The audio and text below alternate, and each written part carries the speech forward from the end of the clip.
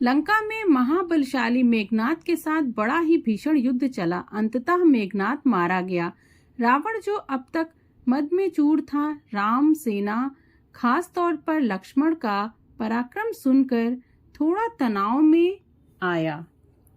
रावण को कुछ दुखी देखकर रावण की मां कैकसी ने उसके पाताल में बसे दो भाइयों अहिरावण और महिरावण की याद दिलाई। रावण को याद आया कि यह दोनों तो उसके बचपन के मित्र थे। लंका का राजा बनने के बाद उनकी सुध ही नहीं रही थी।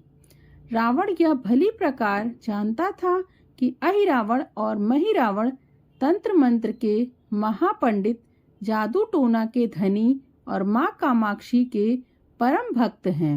रावण ने उन्हें बुलावा भेजा और कहा कि वह अपने छल बल कौशल से श्री राम और लक्ष्मण का सफाया कर दें। यह बात दूतों के जरिए विभीषण को पता चल गई। युद्ध में अहिरावण और महिरावण जैसे परम मायावी के शामिल होने से विभीषण चिंता में पड़ गए। विभीषण को लगा कि भगवान श्री राम और लक्ष्मण की सुरक्षा व्यवस्था और कड़ी करनी चाहिए। इसके लिए उन्हें सबसे बेहतर लगा कि जिसका जिम्मा परमवीर हनुमान जी को सौंप दिया जाए। राम लक्ष्मण की कुटिया लंका के सुवेल पर्वत पर बनी थी। हनुमान जी ने भगवान श्री राम की कुटिया के चारों ओर एक सुरक्षा घेरा खींच दिया। कोई जादू टोना तंत्र मंत्र का असर या मायावी राक्षस के इसके भीतर नहीं घुस सकता था। अहिरावण और महिरावण श्री राम और लक्ष्मण को मारने उनकी कुटिया तक पहुंच गए। इस सुरक्षा घेरे के आगे उनकी एक न चल सकी, वह असफल हो गए। ऐसे में उन्होंने एक चाल चली। महिरावण विभीषण का रूप धारण करके कुटिया में घुस गया। राम और लक्ष्मण पत्थर की सपाट शिलाओं पर गहरी नींद में सो रहे थे। दोनों राक्षसों ने बिना आहट के शिला समेत दोनों भाइयों को उठा लिया और अपने निवास पाताल की ओर लेकर चल दिए। विभीषण लगातार सतर्क थे। उन्हें कुछ देर में ही पता चल गया कि कोई अनहोनी घट चुकी है। विभीषण को महिरावण पर शक था। उन्हें राम लक्ष्मण की जान की चिंता सताने लगी। विभीषण ने हनुमान जी को महिरावण के बारे में बताते हुए कहा कि वे उसका पीछा करें। लंका में अपने रूप में घूमना राम भक्त हनुमान के लिए ठीक न था। सो उन्होंने पक्षी का रूप धारण कर लिया और पक्षी का रूप में ही निकुंभला नामक नगर में पहुंच गए। निकुंभला नगरी में पक्षी रूप धरे हनुमान जी ने कबूतर और कबूतरों को आपस में बतियाते सुना। कबूतर कबूतरी से कह रहा था कि अब रावण की जीत पक्की है। अहिरावण और महिरावण राम लक्ष्मण को बलि चढ़ा देंगे। बस सारा युद्ध समाप्त। कबूतर की बातों से ही बजरंग बली को पता चला कि दोनों राक्षस राम लक्ष्मण को सोते में ही उठाकर कामाक्षी देवी को बलि चढ़ाने पाताल लोक ले गए हैं। हनुमान जी वायु के वेग से रसातल की ओर बढ़े और तुरंत वहां पहुंचे। हनुमान जी को रसातल के प्रवेश द्वार पर एक अद्भुत पहरेदार मिला। इसका आधा शरीर वानर का और आधा शरीर मछली का था। उसने हनुमान जी को पाताल में प्रवेश से रोक दिया। द्वारपाल हनुमान जी से बोला कि मुझको परास्त किए बिना तुम्हारा भीतर जाना असंभव है। दोनों में लड़ाइयां ठन गईं। हनुमान जी ने आशा की विपरीत बड़ा ही बलशाली और कुशल योद्धा निकले। दोनों ही बड़े बलशाली थे। दोनों में बहुत भयंकर युद्ध हुआ, परंतु वह बजरंग बली के आगे न टिक सका। आखिरकार हनुमान जी ने उसे हरा दिया। उस पर द्वारपाल की प्रशंसा करने से नहीं रह सके। हनुमान जी ने उस वीर से पूछा कि वे वीर, तुम अपना परिचय दो। तुम्हारा स्वरूप भी कुछ ऐसा है कि उससे कौतूहल हो रहा है। उस वीर ने उत्तर दिया, मैं हनुमान का पुत्र हूँ और एक मछली से पैदा हुआ हूँ। मेरा नाम मकरध्वज है। हनुमान जी ने यह सुना तो आश्चर्य में पड़ गए। वह वीर की बात सुनने लगे। मकरध्वज ने कहा, लंका दहन के बाद हनुमान जी ने समुद्र में उसके शरीर से पसीने के रूप में तेज गिरा। उस समय मेरी माँ ने आहार के लिए मुख खोला था। वह तेज मेरी माता ने अपने मुख में से लिया और गर्भवती हो गई। उसी से मेरा जन्म हुआ है। हनुमान जी ने जब यह सुना तो मकरध्वज को बताया कि वह ही हनुमान है। मकरध्वज ने हनुमान जी के चरण स्पर्श किए और हनुमान जी ने भी अपने बेटे को गले लगा लिया और वहां आने का पूरा कारण बताया। उन्होंने अपने पुत्र से कहा कि अपने पिता के स्वामी की रक्षा में सहायता करो। मकरध्वज ने हनुमान जी को बताया कि कुछ ही देर में राक्षस बलि के लिए आने वाले हैं। बेहतर होगा कि आप रूप बदलकर कामाक्षी के मंदिर में जाकर बैठ जाएं। उनको सारी पूजा झरोखे से करने को कहा। हनुमान जी ने पहले तो मधुमक्खी का वेश धरा और माँ कामाक्षी के मंदिर में घुस गए। हनुमान जी ने माँ कामाक्षी को नमस्कार कर सफलता की कामना की और फिर पूछा, हे माँ, क्या आप वास्तव में श्री राम जी और लक्ष्मण जी की बलि चाहती हैं? हनुमान जी के इस प्रश्न पर माँ कामाक्षी ने उत्तर दिया कि नहीं, मैं तो दुष्ट अहिरावण और महिरावण की बलि चाहती हूँ। यह दोनों मेरे भक्त तो हैं, परंतु अधर्मी और अत्याचारी भी हैं। आप अपने प्रयत्न करो, सफल रहोगे। मंदिर में 5 दीप जल रहे थे, अलग अलग दिशाओं में और स्थान पर। माँ ने कहा, यह दीप अहिरावण ने मेरी प्रसन्नता के लिए जलाए हैं। जिस दिन ये एक साथ बुझा दिए जाएंगे, उनका अंत सुनिश्चित हो जाएगा। इस बीच गाजे बाजे का शोर सुनाई पड़ने लगा। अहिरावण महिरावण बलि चढ़ाने के लिए आ रहे थे। हनुमान जी ने अब माँ कामाक्षी का रूप धरा। जब अहिरावण और महिरावण मंदिर में प्रवेश करने वाले थे कि हनुमान जी का महिला स्वर गूंजा। हनुमान जी बोले, मैं कामाक्षी देवी हूँ और आज मेरी पूजा झरोखे से करो। झरोखे से पूजा आरंभ हुई। ढेर सारा चढ़ावा माँ कामाक्षी को झरोखे से चढ़ावा जाने लगा। अंत में बंधक बलि के रूप में राम लक्ष्मण को भी उसी में डाला गया। दोनों बंधन में बेहोश थे। हनुमान जी ने तो तुरंत उन्हें बंधन मुक्त किया। अब पाताल लोक से निकलने की बारी थी, पर उससे पहले माँ कामाक्षी के सामने अहिरावण महिरावण की बलि देकर उनकी इच्छा पूरी करना और दोनों राक्षसों को उनके किए की सजा देना शेष था। अब हनुमान जी ने मकरध्वज को कहा कि वह अचेत अवस्था में लेटे हुए भगवान राम और भगवान लक्ष्मण का ख्याल रखें और उनके साथ मिलकर दोनों राक्षसों के खिलाफ युद्ध छेड़ दिया।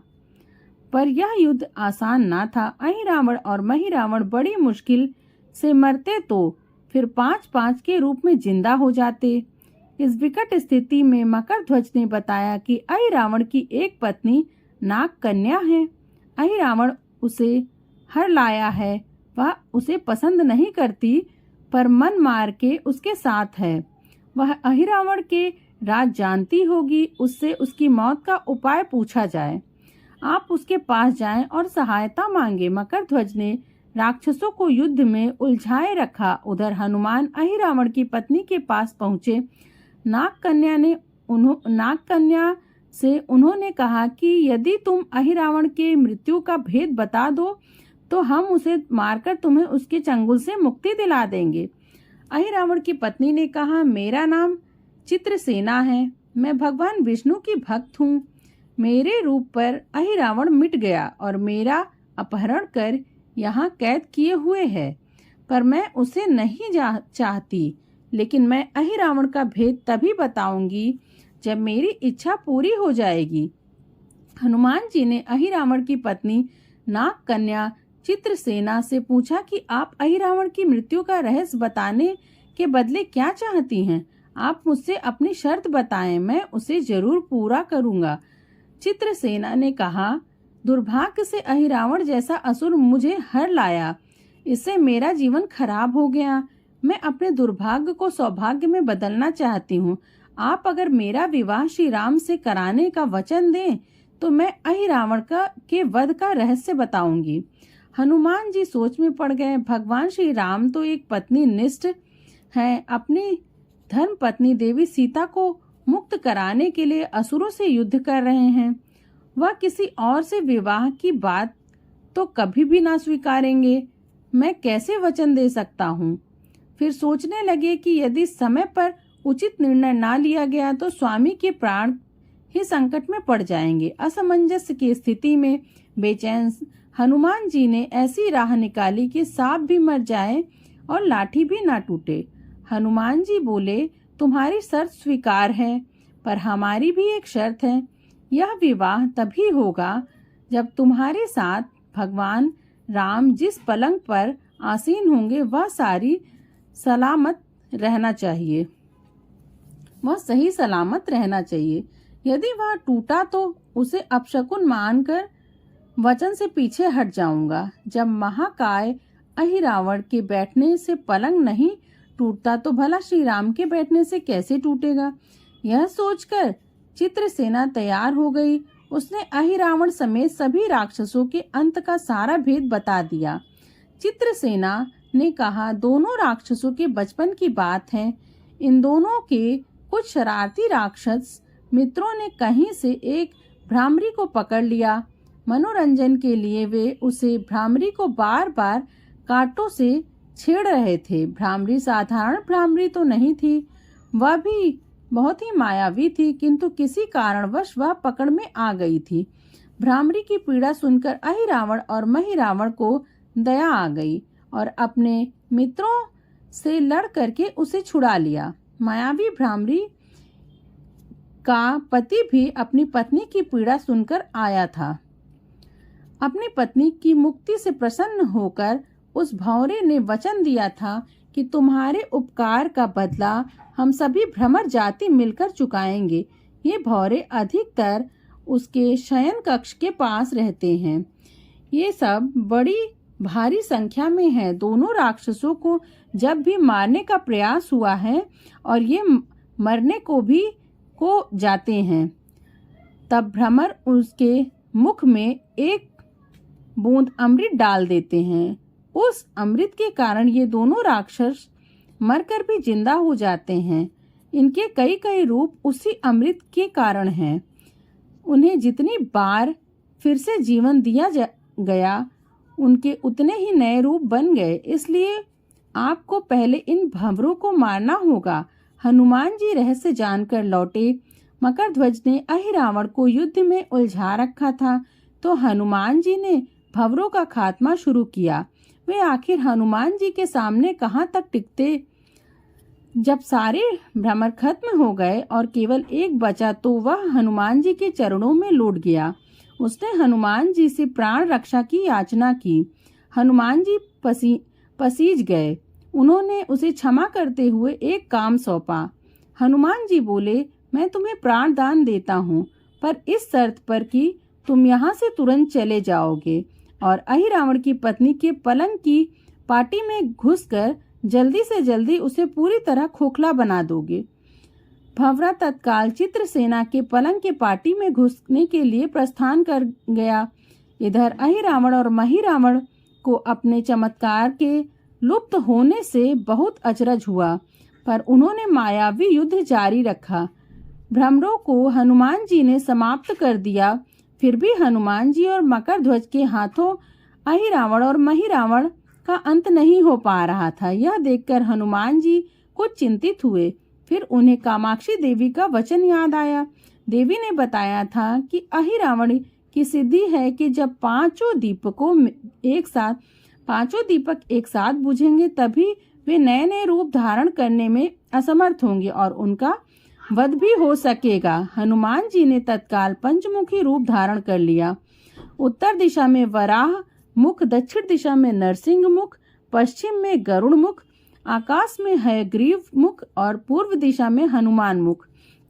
उसके बाद हनुमान जी ने अपने पांचों मुख द्वारा एक साथ पांचों दीपक बुझा दिए। अब उनके बार बार पैदा होने और लंबे समय तक जिंदा रहने की सारी आशंकाएं समाप्त हो गई थी। हनुमान जी और मकरध्वज के हाथों शीघ्र ही दोनों राक्षस मारे गए। इसके बाद उन्होंने श्री राम और लक्ष्मण जी की मूर्छा दूर करने के उपाय किए। दोनों भाई होश में आ गए।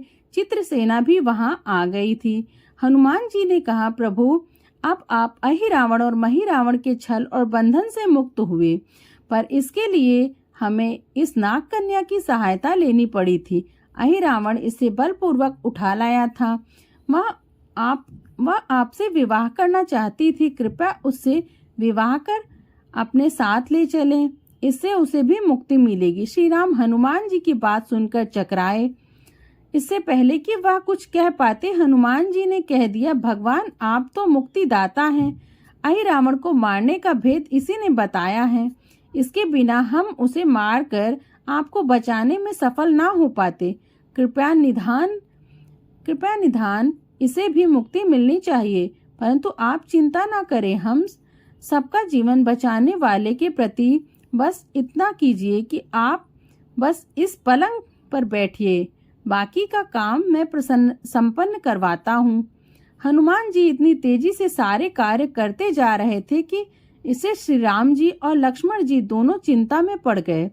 वह कोई कदम उठाते कि तब तक हनुमान जी ने भगवान राम की बाह पकड़ ली। हनुमान जी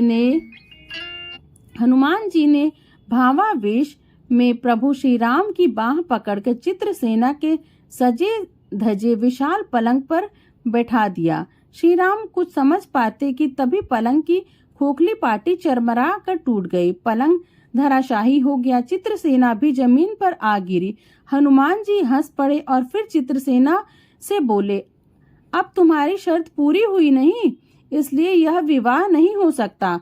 तुम मुक्त हो और हम तुम्हें तुम्हारे लोग भेजने का प्रबंध करते हैं।